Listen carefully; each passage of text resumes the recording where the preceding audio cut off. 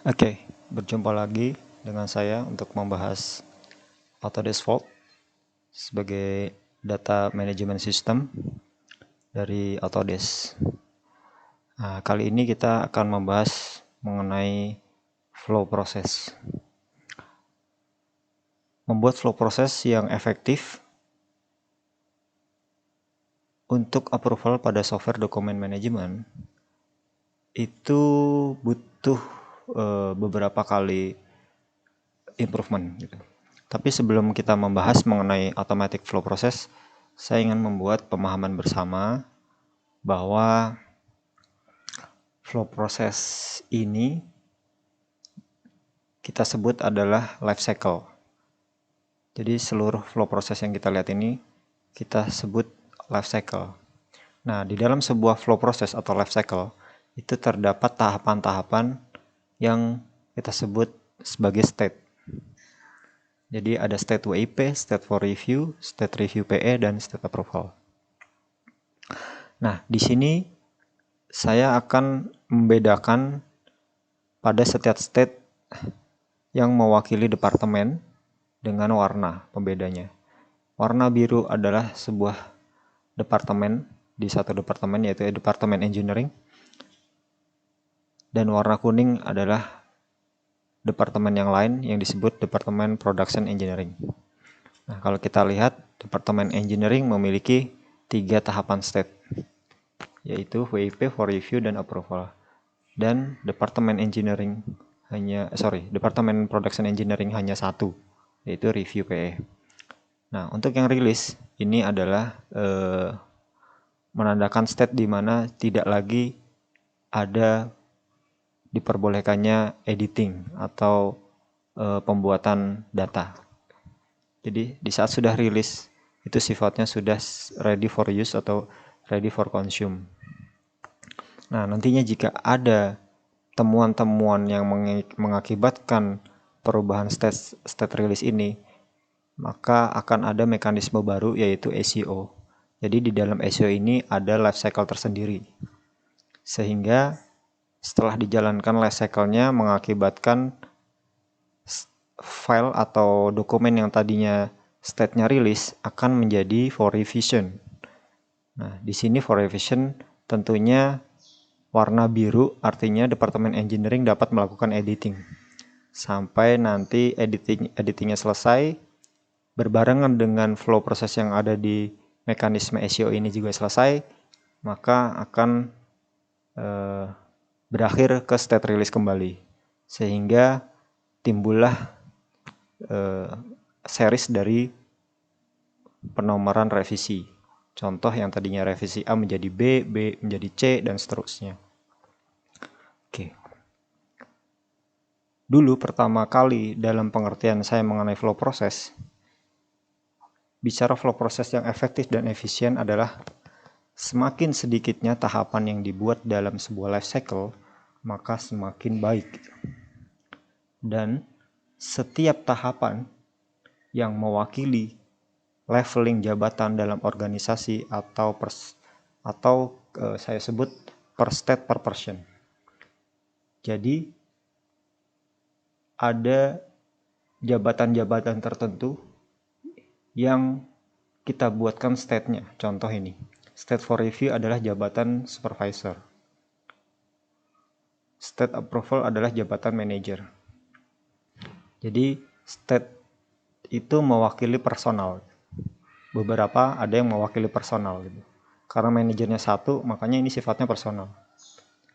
Dan state for review ini supervisor level. Di sana ada 2 supervisor yang bisa menentukan di state for review ini apakah harus naik state atau turun state. Hal ini sudah saya jalankan flow proses tersebut selama kurang lebih 2 tahun. Dari flow proses yang sudah kita jalankan selama 2 tahun ini, terdapat 2 departemen yang ikut andil dalam flow proses tersebut. Seperti yang tadi saya jelaskan bahwa flow proses ini terdiri dari engineering departemen dan production engineering departemen. Pada akhirnya, pada life cycle tersebut timbul fakta yang menarik. Timbul fakta atau ada pertanyaan, yaitu mengapa penyelesaian pekerjaan masih jauh dari target yang ditentukan. Mulailah kami membuat improvisasi untuk merubah life cycle yang ada, merubah flow proses yang ada. Nah, proses baru ini harapannya dapat menekan durasi dari penyelesaian pekerjaan. Poin utama yang menjadi sasaran dalam flow proses yang baru adalah agar dapat mengalir inline sehingga looping yang terjadi antar departemen dapat diminimalisir dan transisi antar departemen dapat running smooth. Di sini ada satu departemen di mana posisinya menentukan atau tidaknya berada di tengah-tengah departemen, yaitu departemen engineering. Nah, ini yang kita sebut tidak inline. Harapannya nanti perubahan life cycle yang baru adalah tidak lagi ada state di departemen lain dalam posisi departemen engineering. Artinya penyelesaiannya diharapkan sedari awal sudah selesai di departemen 1, lanjut ke departemen selanjutnya. Nah, ini mengakibatkan transisi antara state yang berbeda departemen ini tidak smooth gitu. Ada file-file yang sudah naik ke approval, ada file-file yang diturunkan kembali ke for review ataupun WIP. Nah, sedangkan pihak engineering ini sendiri, level manajerial, itu diskusi intensnya kan bersama dengan tim membernya ya. Sehingga ini yang mengakibatkan flow-nya tidak smooth dan tidak inline. Nah, untuk selanjutnya yaitu harapannya life cycle yang baru itu dapat memanfaatkan fitur pembuatan basket outstanding. Artinya, dari transisi antara departemen dapat running smooth, setiap loopback atau downstate dapat dimonitoring. Hal ini kita manfaatkan fitur pembuatan basket atau outstanding filter, yang dapat mewakili banyak pemangku keputusan secara grouping atau beberapa orang. Ini adalah contoh dari life cycle yang kita sudah improve. Di sini kita bisa lihat ada satu warna basic yaitu warna biru, di mana ini maksudnya adalah satu departemen yaitu departemen engineering. Dan tahapan untuk menyelesaikan pekerjaan di departemen engineering ada 3, yaitu struktur, tahapan struktur, lalu tahapan sistem, baru naik ke level review. Nah, di level review ini sifatnya sudah tidak lagi secara personal, tetapi sudah grouping, yaitu supervisor up, supervisor dan manager. Nah, harapannya proses ini dapat terselesaikan di satu departemen sedari awal. Dan proses state-nya tidak mewakili person to person, tapi lebih ke grouping. Nah, setelah ini selesai, lanjut baru ke departemen selanjutnya. Nah, di sini yang warna kuning ini adalah departemen production engineering. Yang membedakan flow proses yang lama dan yang baru ini, yang sudah diimprove ini, yang kedua adalah adanya life cycle khusus, state khusus yang bisa membedakan hal-hal yang diturunkan oleh state itu sendiri. Contoh, jika kita lihat ada engineering review, mereka akan menurunkan state tidak kembali ke sistem pre-design atau structure pre-design, tetapi kita buatkan state khusus yang levelnya akan sama seperti structure pre-design dan structure pre-design, yaitu system recheck dan structure recheck. Jadi kalau kita lihat sistem recheck itu sebenarnya sama dengan level system pre-design. Hanya saja pembedaannya yang ini untuk desain-desain yang mereka buat sedari awal, dan yang ini desain-desain yang diturunkan oleh atasannya. Begitu pula dengan struktur. ada structure redesign dan structure recheck yang notabene adalah levelnya sama.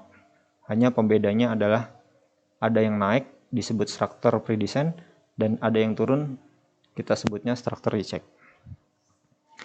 Nah, kelebihan dari life cycle yang baru ini, improvement ini, harapannya setiap perubahan state kita dapat mengetahui sedari awal dan kita bisa set di notifikasinya dalam bentuk basket, sehingga setiap person dari tim engineering itu dapat mengetahui mana-mana data yang diturunkan oleh atasannya dan harus direspon lebih cepat.